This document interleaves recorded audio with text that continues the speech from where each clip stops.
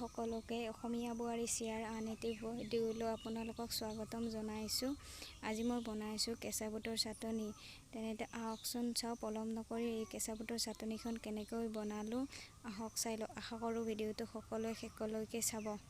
ইয়াতে মই অকণমান লৈ লৈছোঁ তিয়াই থোৱা বুট। এই বুটখিনি মই ধুনীয়াকৈ ধুই লৈছোঁ। তাৰপিছত মই এই বুটৰ বাকলিখিনি গুচাই ল'ম ধুনীয়াকৈ। আৰু মই কেইখিলামান মান ধনিয়া ছিঙি আনিলোঁ। কেঁচা চাটনিত দিলে মান ধনিয়াটো খুব গোন্ধ ওলায়, খুব ভাল লাগে। লগতে মই 2টা পকা জলকীয়া ছিঙি আনিলোঁ। তাৰপিছত মই এখন প্লেটত গোটেইখিনি বস্তু গোটাই ল'লোঁ।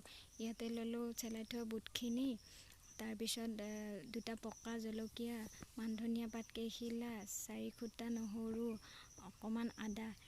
এতিয়া এইখিনি আপোনালোকে মিক্সাৰ জাৰতো পিচিব পাৰে, নহয়তোবা পটাতো পিচিব পাৰে। মই পটাতে পিচিম, কাৰণ পটাত পিছা চাটনিখন খাবলৈ খুব ধুনীয়া হয়। এইখিনি এতিয়া পিচি লওঁ। এইখিনি এতিয়া মই পটাত পিচি ল'ম ধুনীয়াকৈ। ইয়াত আপোনালোকে সোৱাদ অনুসৰি নিমখ দি দিব। তাৰপিছত আমাৰ ইয়াত চাটনিখন এতিয়া খাবলৈ তৈয়াৰী হৈ গ'ল। এই চাটনিখন আপোনালোকেও ঘৰত বনাই খাব, আৰু অতি সহজে মই ঘৰতে পোৱা বস্তুখিনিৰে চাটনিখন বনাইছোঁ।